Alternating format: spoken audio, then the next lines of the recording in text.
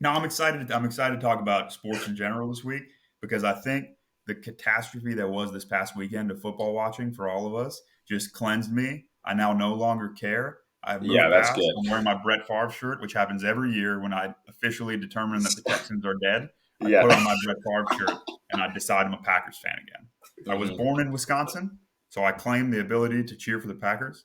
So every year when the It's like Texans dual season is just citizenship. Yeah, absolutely I'm not mad over, at that.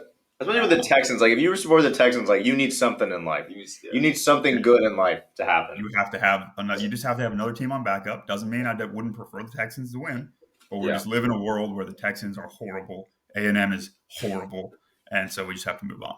Yeah, for sure. Anyway, all right. So I wanted to talk about the Steelers game because I didn't watch it. All I saw was that Kenny Pickett somehow managed to throw 3 interceptions without playing an entire football game. Yeah. Is anybody able to explain to me how that happened? So I know one of them was actually he I don't know about all of them. I can't justify the two of the three. One of them though, he threw it up to his receiver who was like actually a foot taller than his DB. And the receiver messed up the catch, like didn't really high point it, and it somehow got picked. Like he didn't catch the ball. It wasn't Pickett's fault. It was a good, like he threw it up where only his receiver could get it, and his receiver didn't get it. And it literally like he threw to like a 6'5" receiver, and the DB was like 5'8". Yeah. So like or like 5'9", like so. There's no reason he didn't catch the ball. Yeah. The other two, I honestly don't know. I can't make any excuses for him. But I feel like he's gonna have a rough week against the Bills defense. Yeah, So, I mean that's just a tough first full week. Is you got to prep for the Bills. I yeah, saw Jordan Poyer was playing. I didn't realize Jordan Poyer was going to play this last week, and so obviously he'll play this next week. I think Hyde's yeah, still out, but yeah, so that's going to be a yeah. brutal week. But he's got a few weapons. I mean, Deontay Johnson is spotty, but he's supposed to be good. Same thing with Mhm. Chase Claypool. Yeah. George Pickens looks really good. He's made a few like flash plays this year, so he looks solid. So who knows? He's got some weapons. Maybe he turns out good. I think he's definitely got the talent. I mean, he ran in 2 scores, which is pretty Yeah, solid for a first year QB. And I think for we saw sure. with Trevor Lawrence, or we're seeing now, that you can very much come in and lose a bunch of games as a rookie. And it doesn't mean that you're trash. You can then come back, figure out the Yeah, system, get some more talent around you, and win some football games. So for sure. I think it's I just hard thought to that was an get him as interesting a stat rookie. line. Seahawks, extremely confusing. Really Yeah, no idea where to place the Seahawks in my brain. Last week I said they were the worst team in the NFL, yeah, and they came out and Geno Smith looked elite again. So Geno Smith uh-huh. just has no clue what's going on. It's like there's somebody Yeah. who possesses him every once in a while. Yeah. Seahawks are wild. Texans are horrendous, but I think we can all agree probably still the best rookie class in the NFL. For sure. Hmm. Yeah. Yeah, I mean, Dameon Pierce is now like solidified as the best rookie running back. Oh And yeah. I think by the end of the season he'll be considered like a top 10 back in the league. 100%. Yeah, he looks great. Kenyon Green has looked phenomenal. There's been a bunch of Hmm. like Pro Football Focus interesting pass block stats about how many pass block reps that Kenyon Green's gotten without allowing QB pressures. So he looks great. Obviously, we've talked ad nauseum about Jalen Petrie. Stingley looks pretty good. So I think Yeah, best rookie class, which is solid. We got a bazillion picks in next year's for draft. So sure. Yeah. Texans are horrendous. This season's over. We'll Yeah. I probably was lose gonna say every though, wide This receiver. is yeah, so great. they have all the Browns picks, Yeah. like for the next 5 years, pretty much. Yeah, So for a while. For a while. I think with Casario, they're gonna be a lot better at drafting too. So Mhm. should look pretty good. Yeah, I think so too. The other thing about the Texans, why are more people not talking about John Mechie's story? Yeah, I have noticed about that. Yeah, obviously got drafted, second round pick, extremely talented wide receiver out of Alabama. He Mhm. gets diagnosed with leukemia, he's sitting this season out to undergo his cancer treatment. And you Yeah. guys see the story about how he took all the like nurses and the other patients from his area of the hospital and he brought them all into NRG and I hosted like a didn't see dinner that. for them. That's Do you guys see this? crazy. Oh. Yeah, so like at some point over the past week, John Mechie like took all of the nurses and the other patients who he's interacted with, like the people at the hospital that he's built a relationship with while he's been being treated for cancer, and he brought them all to NRG and they like put together a huge dinner that he hosted and just like and he thanked Wow, everybody that's and like crazy, man. just That's treated awesome. them all to a nice Oh. evening. It was like an amazing story, and Yeah. it was in the media for sure. Yeah. But like up to this point in the season, nobody's really talking about John Mechie, and it sounds like every expectation is similar to like an Eric Berry situation. He's gonna recover. It seems like the prognosis is good, and he could potentially come back next year and be a star wide receiver for the Texans, which is Yeah, something we for need sure. desperately. I think they're definitely like they definitely need him, and I think it could be like one of the great comeback stories. But you're right, it is like a thing. Like I feel like it's not really being talked about a lot. I don't know if like I don't want to act like there's like a media bias with the Texans, but like I don't know if it's not like a team that people that the media naturally latches onto. They might be like the least talked about team, and like I go places and they don't know who the Texans are in the U.S. They'll be like, "Oh, what jersey is that?" I'm like, "The Houston Texans." They're like, "Oh, I didn't know that was a team." I'm like, "How do you not? How do you not know How do that's you a team? how do you not know that's a team?" It just seems like if the Cowboys' second round pick was Oh, for sure. undergoing Oh yeah, media treatment, you would hear about it 100%. every other day. Oh, no, 1,000%. We're getting the. I think the any A other and the B player. slot. I feel like any other player, like any other team. I mean, Yeah. it would be like this big deal. But Yeah. yeah, it's still equally like amazing, and I feel like people should care more about the story. Oh yeah. Totally Super agree. impressive. I was Really cool story. Hopefully he gets better, and it'd be Yeah. awesome to see him contribute next year. But For sure. NFL picks. This is, I think, across the board, we're all at least somewhat on this, or at least involved in this game. There Mhm. are not that many interesting games to bet on this there week, so I really just found a aren't. This few. week's But slate is. I like Lions money line plus 135 at the Pats. I like that. The We Lions love seem the like they're Lions. due for one. The Pats don't seem like they can really score, and the Yeah. Lions, if we know one thing, they're going to put up points. That's So all the we defense know. is Yeah. terrible, but Bailey Zappi's a complete unknown. So who Yeah. knows what's going to happen with the Patriots offense? If they can't score 40 points, they will lose to the Lions. Like that's what we've Yeah. seen so Facts. far. That's facts. Everyone else has just figured out how to score 50 points. Yeah. I like Colts money line plus 155 at the Broncos. With both of these, I'm kind of going with the same philosophy that I had last week NFL, which gave me a 50-50 NFL record, which was like find the better team that you can get plus money on. Mhm. And maybe for whatever variety of other factors, they're not considered the favorite in the game. Yeah. But like Cardinals plus money was a great bet for me this last week. Obviously, Vegas knew something I didn't about the 49ers, but Yeah, for sure. I think Colts money line plus 155 at the Broncos is a good bet.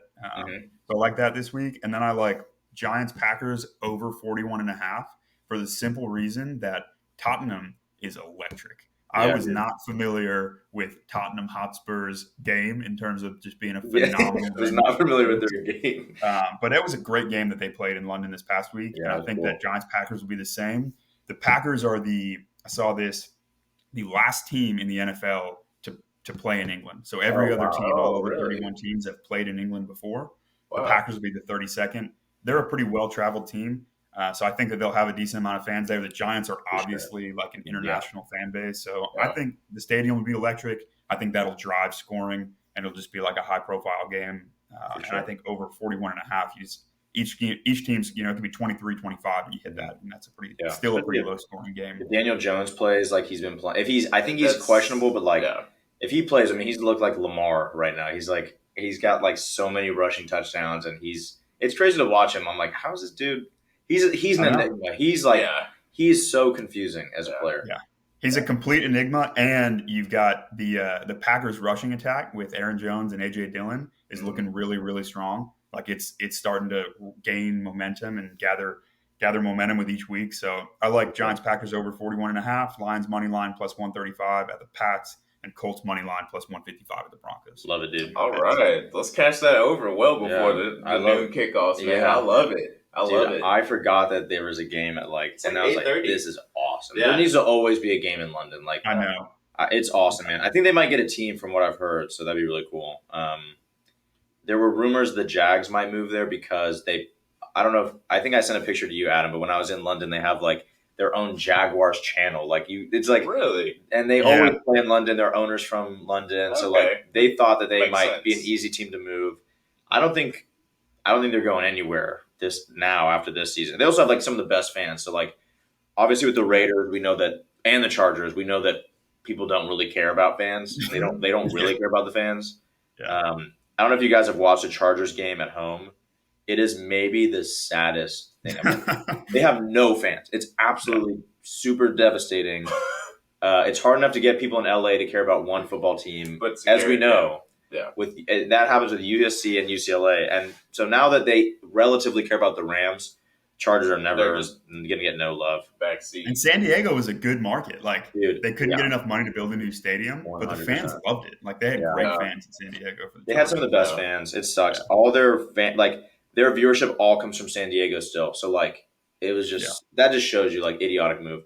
The Raiders one kind of paying off. Like it's Vegas though. You put anything in Vegas, it'll do well. I'm convinced. That's true. You put a nice pro handball team in Vegas, it'll do pretty well. My first point, like I kind of touched on it, but the 49ers just own the Rams in the regular season. Like, I mean, the Rams won in the playoffs and got a Super Bowl, so like you kind of can take that to the bank, but it doesn't matter. Lost the last 8 games against them. That's 4 years of games in the regular season. That's like I don't think there's any other team that has a team's number like that besides like prime Patriots and like a lot of those teams in their division, but like the Jets. But that's just so bad. Not much. There's not much I can break down to make sense of that. It just doesn't make any sense. I can't fathom it. It doesn't. It's baffling. Even when they're bad, they still beat the Rams. It makes no sense. It's really frustrating too because 49ers fans are pretty. They travel really well. They got great fans. They have an amazing fans. My next point, the Eagles and Jags are both legit. I know I kind of was iffy on the Jags. Dude, they look awesome. Double down on Jags to win the AFC. I might not double down, but I'm like, I can see it. I can see an Eagles-Jags Super Bowl, and I would love it. Yeah. And then another point I had is we might get a double Josh Allen MVP situation.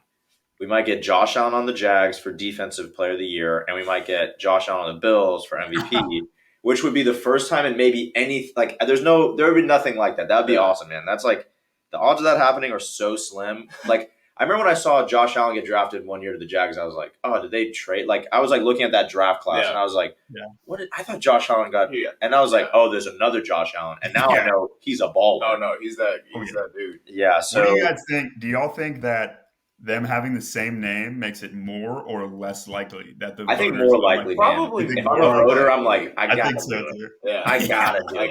It has to happen. Yeah. But I do think Jalen Hurts is the storyline. I still think he's in the. I bet on him. I think you should. Also, just to stay on the Eagles for one more point, the Eagles own the Saints' first rounder next year, which as of right now is the 4th pick in the draft. Right. And I've seen a lot of Eagles fans want our guy from Alabama. Okay. The man, the myth, Will Anderson. Anderson. That could be, dude, that'd be so cool. The Eagles are nasty too. The Eagles defense is nasty. They're legit. It's like, and Slay was injured, didn't matter. Yeah. Did not matter.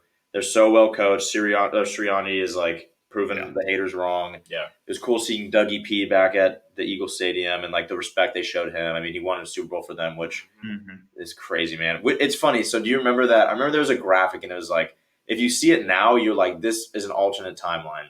But it's like the final 4 teams and it's like their quarterbacks. And it was Case Keenum in the Vikings. Blake Bortles with the Jags.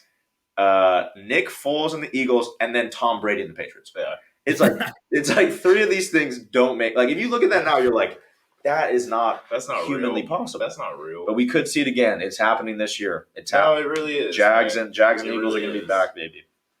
I have more points just because I watch a lot of football this weekend. Okay, so Bailey Zappi, Adam, you touched on him. I think Bailey Zappi is the Tom Brady regen that the media wanted Mac Jones to be. He in college was actually good with not NFL wide receivers. Look at Mac Jones' wide receivers he had in college. That's true. Yeah. He had first dude to ever have a wide receiver win the Heisman and not the quarterback win the Heisman. Because they knew, they're like, this guy's actually not that good. Yeah. I think Bailey Zappi is unfortunately going to be really good. And Bill Belichick will once again have just done this BS that he always pulls where we somehow let him keep getting away with this nonsense. He never drafts quarterback. We know he doesn't like to do that. Right. And when he drafted Zappi, I was like, we really gave him this guy. I was just like, we did it. We rebuilt their dynasty. All the other 31 teams let this happen, and we let the Patriots weasel their way in. I mean, let's just see. Let's see what happens. He had a chance to be the first rookie in his first start to have like a overtime win since like Mahomes or something. Some weird stat like that. But yeah, I say like keep an eye on him. I have a feeling he's actually going to be good, and we're all going to be like, how do we let this happen? How did this happen? Okay. Is he a potential Rookie of the Year candidate if he keeps playing? or is it because he Maybe didn't I play think the he'd whole be a really season? hot story if he balls out like I mean talking about the Lions, which is my next point, but like he could if he has a game like I mean if the trend continues with the Lions, he could drop 60 points himself against the Lions and that might be the game that completely breaks the stats and it's just like he will just dominate Rookie of the Year. Especially since the other Rookie of the Year, like the other rookie quarterbacks are not at all. I don't think there's any chance. Like you said, Pickett already kind of nullified himself with those picks. Like it's going to be hard for him, I think, just statistically to win out anymore. But we'll see. I hear you. Yeah. Also, the Bills game is not going to be good. But yeah, quick Lions stat for you. So the Lions and their opponents have combined for 281 points just through the first 4 games of the season. That is insane. That's the most ever in NFL history. That's absolutely ridiculous. And so the Lions lead the NFL in points scored.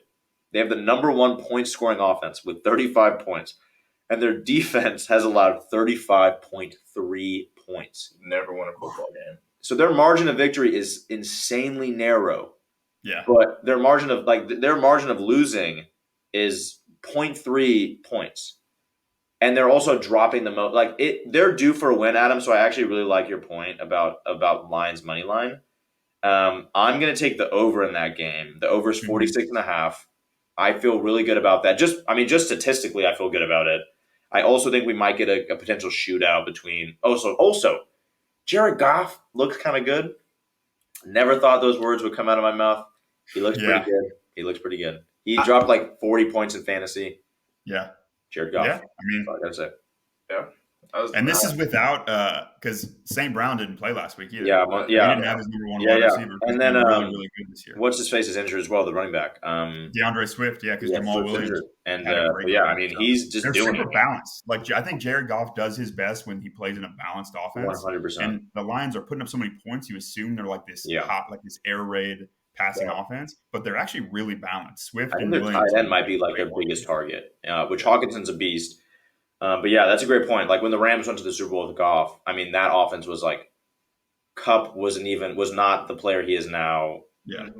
You could barely name a player on that roster on offense. Like Todd Gurley was great. He was a great player. I wish he could have gotten a ring, but he's not. I mean, like in the next year, he was basically out of the league. Like went to Atlanta, kind of a bust. So yeah, second bet. I like Philly -5 versus Arizona. Okay. -5. I like it. Touchdown. Okay. Arizona just they've looked okay, but I just think Philly's just going to die. I think they'll smuggle Kyler.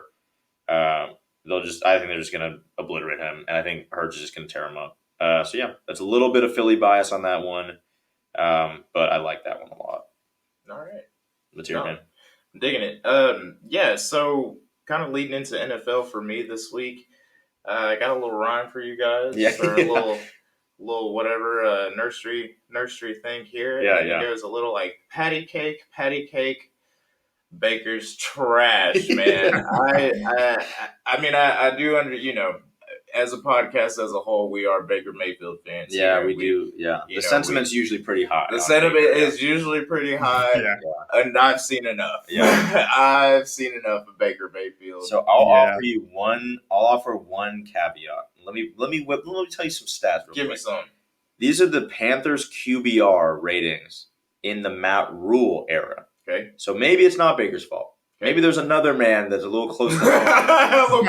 Close to home for me. Oh my gosh. All right, let's get into it. Teddy Bridgewater, 56.8. Okay. Darnold, 38.8. Okay. Baker, 15.3 so far. That's disgusting. Maybe, and also Joe Brady, who was the OC at LSU when they were the best maybe team in college football. Joe Brady was their OC for a while, and their offense still looked bad. He left. I think he's with the Bills now. Right. But what more? And now they look even worse on offense. I think Rule is to blame. I don't want to make excuses for Baker because he still doesn't look good. Yeah. But I do think there's systematic issues with the Panthers that the Panthers fans also absolutely are begging for him to go. I like him as a guy. I think he's a great guy. I'm not really saying he's a bad coach. I just think, what more can you do at this point as the Panthers? Like, No, to just kind of echo that sentiment, man. It absolutely starts with Rule. He should not be an NFL coach right now. yeah, And I think that his tenure with Carolina can kind of, for you sure. know, you can look at some things and be like, yeah, probably not the best hire. But I get it. You know, he was hot at Baylor, and so it was the sexy pick at the time. But Well, the year before, like even when he was like semi decent with Baylor, the Jets wanted him. I still don't get I don't understand why that's the case. Or like, what about him? I think it's let's look to the NCAA and let's see who's turning programs around the fastest. Yeah, that's and fair. who can we pull. And because ultimately Carolina was in need of a huge just culture change all around. But just kind of going back into Baker, man, and this, you know, just 9 passes batted is ridiculous. And I do understand that is not all on the fault of the quarterback. But that might be that was a big slide on him in like the combine, was his height and his size. Just a quick stat that I pulled up here. Since he was drafted, he's got 48 passes batted at the line of scrimmage, which is a high in the NFL. I was about to say, like, that sounds like how many has Kyler had?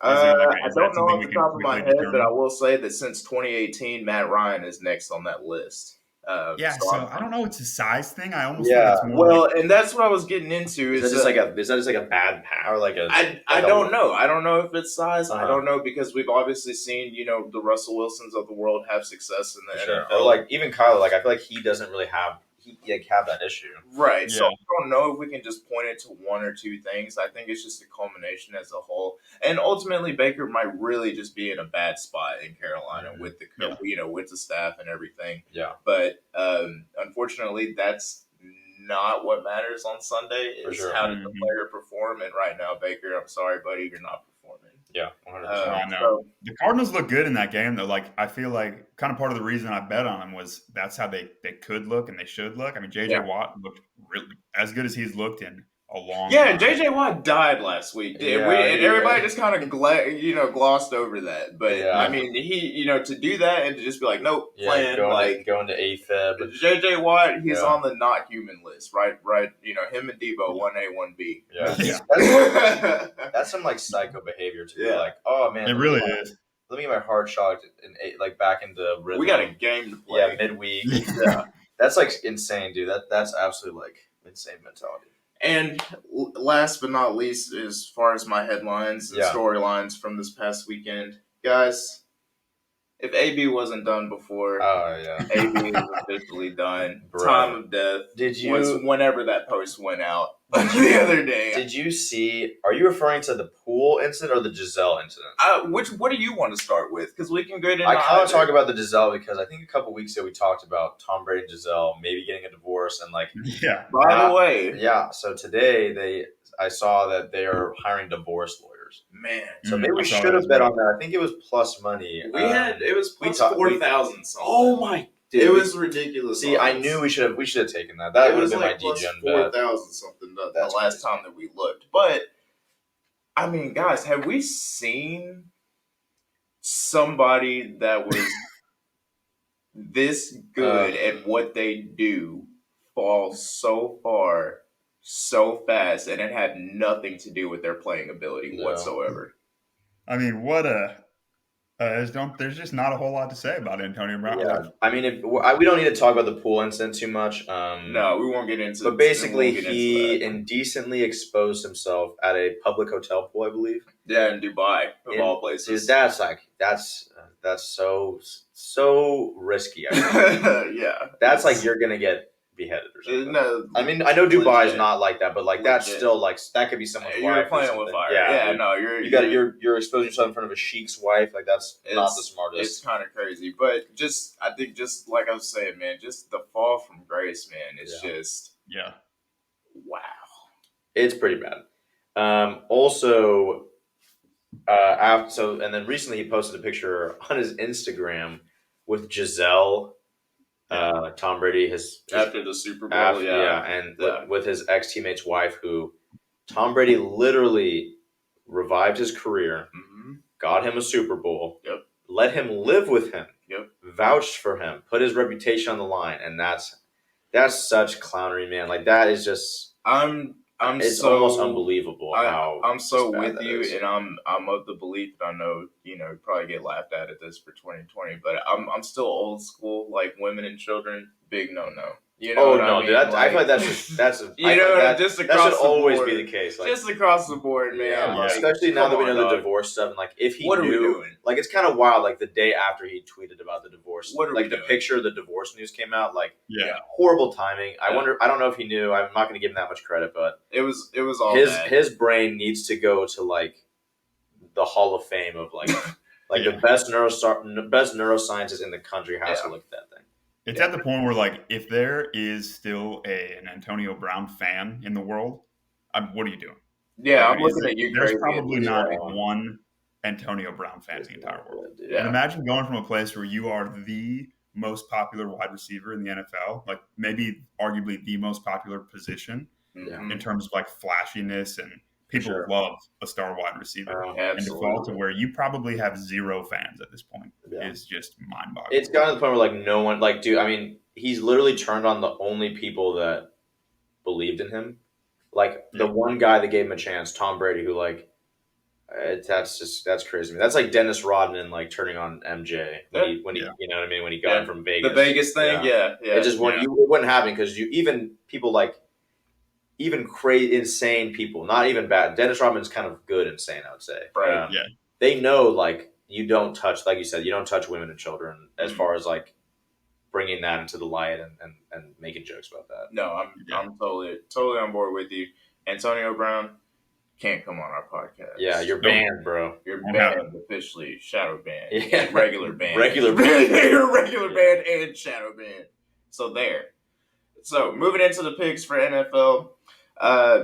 As Adam said earlier, definitely like the Colts. My official pick is the Colts plus 3.5 versus the Broncos. I do have a note here to sprinkle the money line as well, but just so we kind of deviate away from Adam's picks, just kind of don't double, triple down on those.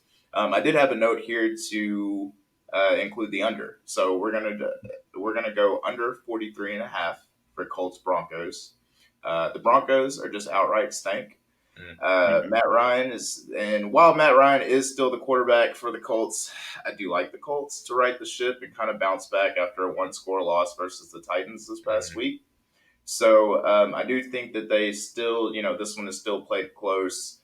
So I do like the under 43.5 in this spot. And then next we're going to roll over to the Browns Chargers. And this one we're going to take another total with the over 48.5. This one here is just kind of based off history and trends of these two teams thus far in the season.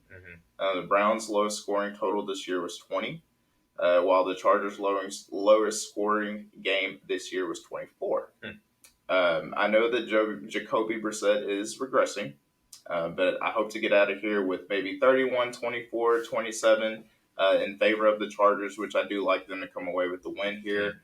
I think if we can get 2 to 3 scores from Cleveland, we cash this one. Cool. Yeah.